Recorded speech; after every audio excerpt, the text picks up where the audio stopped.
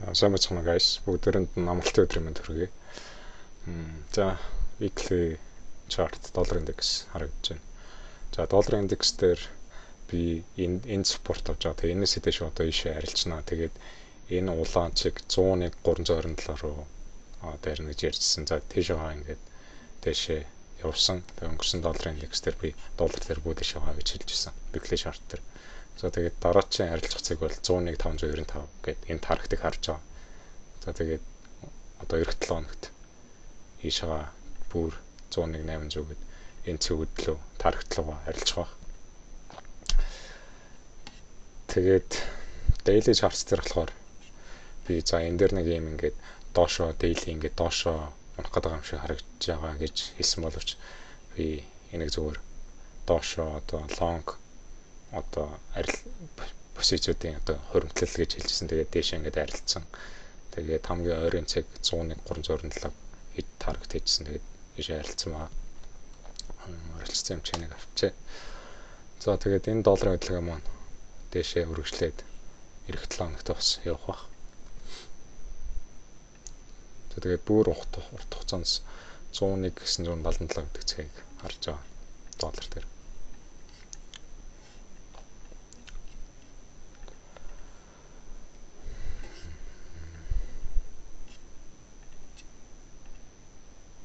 За, Nasdaq. За, Nasdaq дээр энд нэг за, weekly chart-аас ярьж. За, энд нэг weekly chart support болж байгаа гэсэн. За, би энэ gap доошоо ингээд энэний доор план их би хаагдаад ингээд юу л бүр урт хугацаанд одоо bearish одоо индекс болон стокууд төр эхлэнэ гэж хэлсэн тий. За, одоо тэгээд ерөнхийдөө бол энэ gap-ийнхаа weekly gap-ийнхаа талаас доош арилжаад энэ доор хаагдсан байна. За, өнгөрсөн 7 хоногт би энд 28408 гээд өнгөрсөн 7 хоногын low чиг рүү арилжна гэж ярьжсэн. За, тэгээд арилцсан байгаа. За, тэгээд эх 7 хоногт энэ доошоо хөдөлгөөн бас үргэлжлээд 27907 гэдэг цэглөө арилжсан. За, тэгээд бүр урт хугацаанд 26828 гэсэн цэглөө арилжна гэж харж байгаа. За, daily chart. За, daily chart дээр хэдүүлээ юу гэж ярьсан бэ? За, энд нэг daily одоо gap үүссэн байна. За, энэ gap руугаа арилжаад энэ gap-наас доошоо арилжана гэж ярьжсэн тийм. За, тэгээд хэлсний дагуу доошоо арилжсан байна. Тэгээд энэний өмнө болохоор daily chart дээр за энэ gap бол inversion хийцэн. Тэгээд энэс доошоо бол ерөөхдөө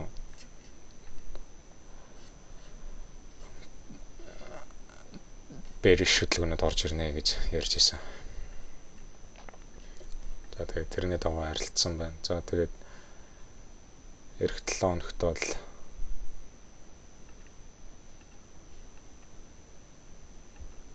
$27,907 гэдэг цэг рүү арилжна гэж харж байна.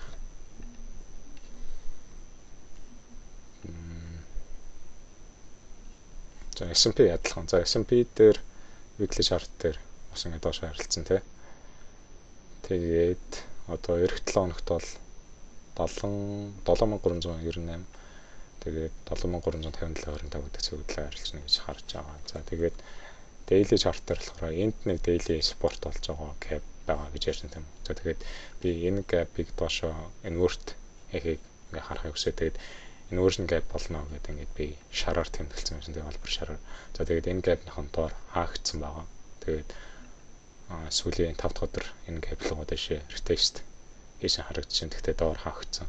За, тэгээд энэ хөдөлгөөн цаашаа үргэлжлээд 7411 тэгээд 7357.25 гэдэг цаг хөдлөө арилжах байгаа даа.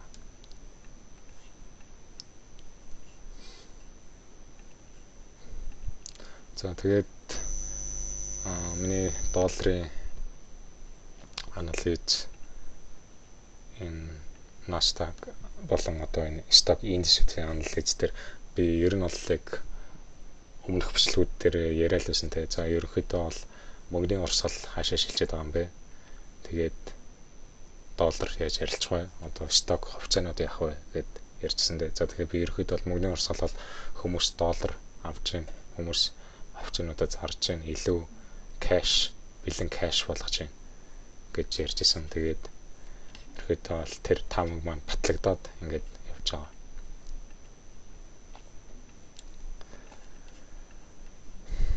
За тэгээд доллар дээр bullish Nasdaq болон индекс stock market дээр bearish байгаа. За gold дээр хэдүүлээ энд нэг weekly gap байгаа тийм үү. За энэ weekly gap руу өнгөрсөн 7 хоногт дахиж нэг retest хийсэн тийм. Тэгээд энэ gap-ийн доор хаагцсан. Энд бас нэг volume imbalance үүссэн байна. За volume imbalance гэж юу юм бэ гэж жоохон мэдэхгүй хүмүүст нь энэ хоёрын завсар нэг энэ лааны одоо closing буюу одоо хаалтын ханш. Тэгээд энэ лааны нээлтийн ханш хоёрын хооронд ингээд ерөөсөө ийм хар ийм их бий байхгүй байгааз тэгээд зүгээр ингээд нэг зүгээр тусгаарлаж байгаа. За энийг бол volume imbalance гэдэг байгаа шүү. Яагаад volume imbalance гэж ярьж байгаа юм бэ? Тэнд ийм ямар ч юм хар ингээд тийм ийм их тийм volume арилжаагүй зүгээр л ингээд зүү татаад арилсан болохоор volume-гүй тэгээд тэрний volume байхгүй болохоор volume imbalance гэж нэрлэдэг байна. За тэгээд доллар өнгөрсөн уучлаарай. Алт энэ volume imbalance руу арилсан. Тэгээд энэ бас weekly gap руу арилсан. За хэдүүлээ тэгээд өмнө би хэлжсэн те энэ weekly энэ gap байна. Энэ ч доошоо явах юм бол ингээд доошоо арилжна. Тэгээд 3955 гэдэг цэд байгаа гэд ярьжсэн. Тэгээд энэ цэгийг харахаа арилжиж амжаагүй.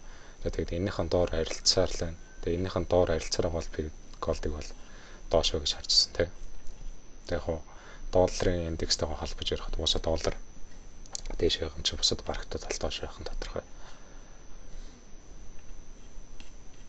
За евро USD. За евро USD дээр бас би энд нэг одоо bearish gap, weekly gap үүссэн. Энэ W гэдэг нь weekly гэсэн үгний товчлоо шүү. За тэгээд энэ gap руу харахаа арилжаагүй байна. За энэ gap руу зүүдтаад би доошоо арилжна гэж ярьсан тийм. За энд зүүдтаад энэ арилсан гэж харж байгаа. Тэгээд доошоо арилжаад одоо явж байна тийм үү. За тэгээд эх 7 хоногт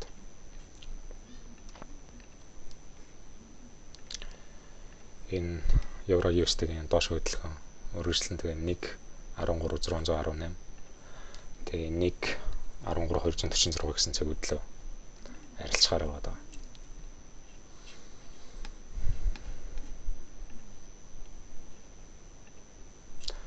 За евро дээр daily chart харъя хэлээ. За daily chart дээр би бүр нэг нарийн тэгж еврог арилждаг болохоор ерөнхий weekly ер нь ярьчаад байгаа шүү. За том цагаар ерөнхийдөө нэг зах зээл хаашаа яваад байгаа юм бэ гэдгийг. За биткойн дээр би юу гэж ярьсан бэ гэвэл биткойн богино цагийн одоо богино хугацаанд дээшээ хөдөлгөөн орж ирнэ. Тэгээд 65548 гэдэг цэглүү. Тэгээд бас 67245 гэдэг энэ цаг хөдлөө би энэ дээшээ хөдөлгөөнүүд хэсэг хөдөлгөөн орж ирнэ гэж ярьсан. За энэ 65548 гэдэг лугаа арилцсан тийм үү. За тэгээд 67245 59 гэдэг цаг лугаа нэлээд ойрхон арилцсан. Гэхдээ ойрхон энэ цаг лугаас хурж арилж амжаагүй. За тэгээд энэ хөдөлгөөн дээшээ дахиад орж ирэх баг. За би богино хугацаанд ерөөхдөө бол дээшээ байна гэж ярьж байгаа шүү дээ. Тэгээд энэ цаг хөдөлгөөн арилчаад тэгээд доошоо хонолтын хөдөлгөөн орж ирнэ гэсэн анализтай байсан. За тэгээд таамагийн дагуу яг энэ богино цагийн bullish хөдөлгөөнүүд орж ирж байна. За гэхдээ энэ цэглэг бас арилчихгүй доошоо явчих бас боломжтой. За арилчихгүй доошоо явбал илүү одоо зах зээл bearish байна л гэсэн.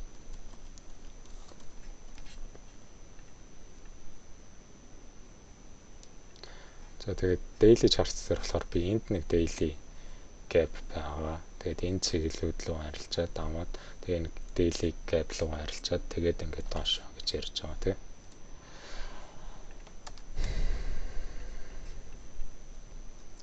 За тэгээд энэ хөдөлгөөн маань үргэлжлээд явах бах. За энэ 67.95 гэдэг цэглэл ер нь бол маш өндөр магадaltaй арилжах магадaltaй надад харагдчихэв. Эх 7 хоногт.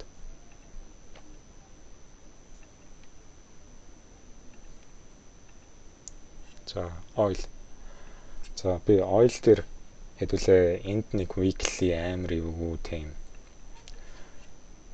эргэлтийн цэг болж болохоор ийм gap дээр ирсэн байна гэжсэн. За тэрнээс хойш ингээд дэш харилцсан тийм үү. За тэгээд дайны нөхцөл байдал хэцүү байгаа. Тэгээд oil дахиад илүү дэш үнд орох байхаа гэж би хэлсэн. Тэгээд тэрнээс хойш энэ gap-наас бүр дэшээ ингээд өмнө одоо ингээд юу болчихсон. Энэ gap руугаа ирж харилцсан байна те. Одоо бүр 91 дээр ярилцсан шүү дээ. Би долларыг очлоор oil-ыг 71 дээр байхад нь дэшээ гэж ярьжсэн. За тэгээд oil-ийн дэшээ хөдөлгөөнүүд үргэлжилсээр байна. Тэгээд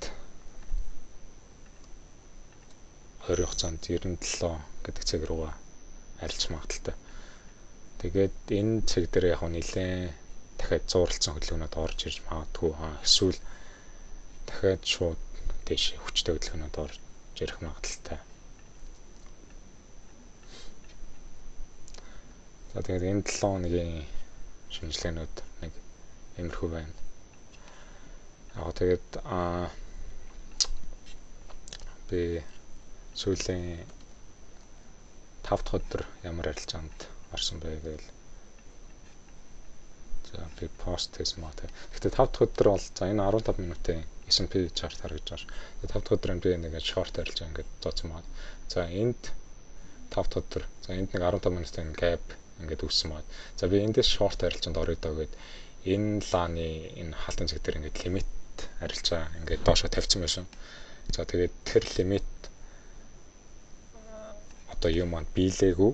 Тэгтээ би эндээс өөр арай нэг доор цэгээс short арилжаанд орсон. Тэгтээ тэгэж орчоод би тэр арилжаан дээр эхний арилжаан дээр алдсан. Яагаад алдсан бэ гэвэл би энд орчоод тэгээд би дахиад нэг гэрээ нэмсэн. Тэгээд нэг гэрээ нэмчээд одоо миний анх ингээд stop loss бол айгүй дээр байгаа штэ. $50 stop loss. 74-66 гэдэг цэг дээр. Тэгэхээр би нэг гэрээ нэмчихээр менежментийн одоо stop loss нэмэгдэх нь тодорхой юм. Тэнгүүд би stop loss-оо $50 барихын тулд би ингээд stop loss-оо ингээд бүр илүү доошо зөчиж байгаа байхгүй. Тэгсэж байгаа ингээд price яг уу энэ цэглүү ингээд арилччаад ингээд нэлээд хитэн зүү татаад ингээд тэгээд доошо явсан маа. Тэгээд би stop loss доошлуулсан болохоор ингээд төрүүлж stop loss зохигдоод ер нь бол харилцаанаас гарцсан маа. За тэгээд би ер нь яг энэ хавцаа за энийг авчи. Одоо энд бас нэг gap байгаа. За энэ хавцаа би short арилжаанд орсон. Тэгээ яагаад энд л sell limit тавьсан мөртлөө за жоохон яарадчих юм. За энэ цэглээгөө арилжахгүй байх магадaltaй юм байна гээд тэгээ би энэ gap-наас доошоо ер нь бол явчих магадaltaй юм байна гээд тэгээд эндээс short арилжаанд ороод тэгээд энд ингээд дээш арилжаад энэ ингээд дээш арилжаад ингээд stop loss-ыг би доошлуулсан болохоор нэг гэрээ илүү нэмсэн болохоор тэгээд stop loss-ыг би $50 та багтаахын тулд ингээд доошлуулчих байгаа байхгүй. Тэгээд тэрнээсээ болоод ингээд арилжаа миний зөвлөө явахаас өмнө ингээд арилжаатаас гарчиж байгаа. За энэ бол яг алдаа байсан. За зүгээр л би яг анх төлөвлөж ирснээр за энэ цэгээс илүү дээр цэгээс би арилжаанд орохоор байсан бааз. Тэгэл би энд тавиал миний stop loss-ын дээр хэвээрээ тэгэл би яг 2 араа хараад энэ ойрхон swing low-ыг ингээд авахд ингээд 2 араа арилжаа хангалттай ингээд за ингээд нэг stop loss за ингээд тавихад тэгээд ингээд явахад хангалттай ингээд 2 ар хурцгаар арилжаа байсан. За бүр эндээсээ ингээд ороход те хангалттай ингээд 2 ар хурж байгаа.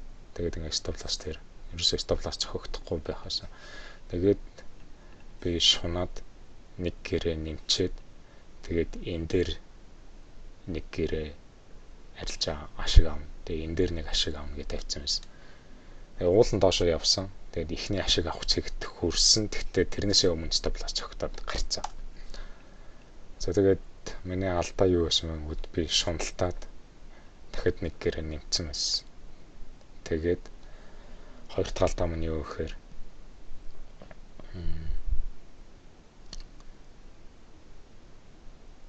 за яг хоёр дахь алдаа гэхээс илүү яг зүгээр яг нэг хамгийн том алдаа маань л ерөөхдөө яг leverage нэмээд хоёр контракт харилцсан маань л буруу. Сүүлд нэг харилцаа нэмсэн л аягүй буруу. Тэгээд зүгээр энд анхны төлөлгөөрөө лимит ордроо, sell limit ордроо энд тавьчаад тэгэл ингээл хөдлөхгүй харж ах стэйшн тэгэл энд уулна. Тэгэл харилцсан бол тэгэл тухайн өдөр ингээл $100 ашигтай байхаас. Тэгэл би чи эндээсээ дахиад олон удаа шорт харилцаанд орох гэж үзэл. Тэгэл ийшээ нэг уус харилцсан тэгээд дахиж доошоо яг би 74.1 75 гэдэг цэгийг харсан тийшээ ерөөсөө харилцаагүй. Тэгээд хоёр дахь шорт харилцаа ер нь орсон. Тэгээд break even цогтоод гарсан байгаа. Тэгээд би пост хийсэн дээ. За ерөөхдөө бол нэг ийм алдаа байна. Яг зөвөр би ингээд өөрийнхөө харилцаанд сарахад ингээд яг уу яг зах зээлийн чиглэлийг бол зөв тодорхойлцоод байгаа.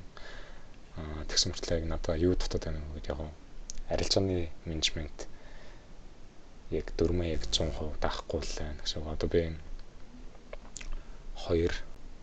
хоёроор ашиг авдаг л яг л одоо $50 өрсөд $100 олох яг тэр л яваа. Тэгэхгүй бол ингээд энэ маань ингээд яг тууштай байж чадахгүй байгаа юм л да. Ингээд за яг эрсдлээ бол $50 гээл ингээл яг ингээл нэг хувийн эрсдлээ бариад яваад байгаа.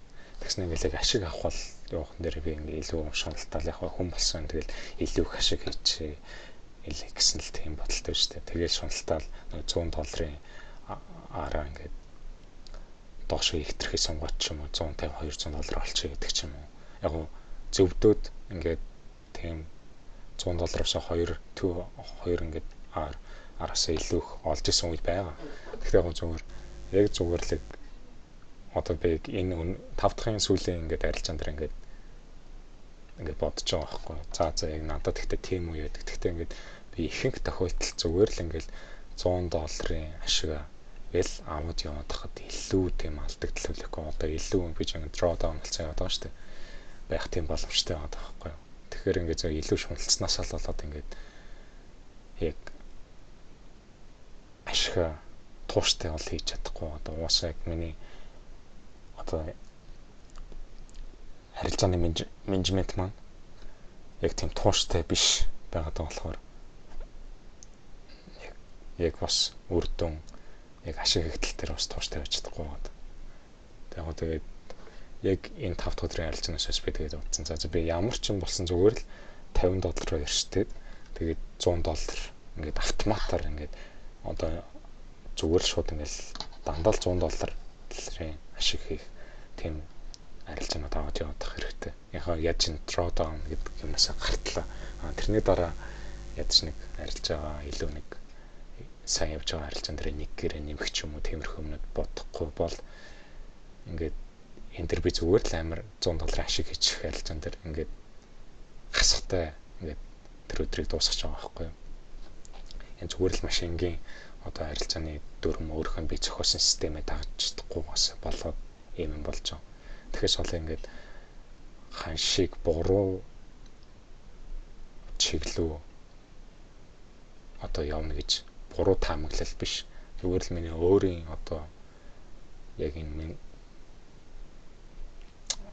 нэгт шунал тэгээд өөрхөн системийг өөрхөн ингээд дүрмийг дагаж чадахгүй байгаа маань л ингээд яг намайг ашиггүй байлгаад байна гэж би хараад байгаа.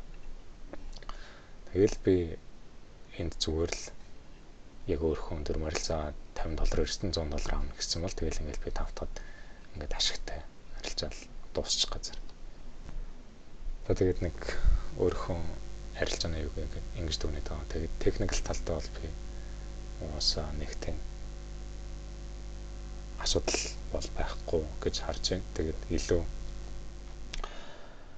дүрм өөрийнхөө дүрмийг дагах, өөрийнхөө системийг дагах тал дээр л асуудал байгаа даа. За тэгээд нэг иймэрхүү байна guys.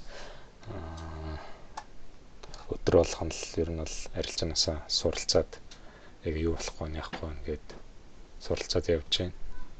Тэгээд алдаагаа дүгнээд тэгээд харж байгаа чиглэлсэн ингээд яг ингээд бүтэн цагийн трейдер болох, ингээд арилжаанаас ингээд мөнгө олдог болох. Систем ч амаргүй гэдэг нь ингээд харагдаж байгаа. Тэгээд яг хоо амаргүй юм болгоны цаана яг хоо амар нь байж идэг. Тэгээд дараа 7 хоногт уулзъя. Бай.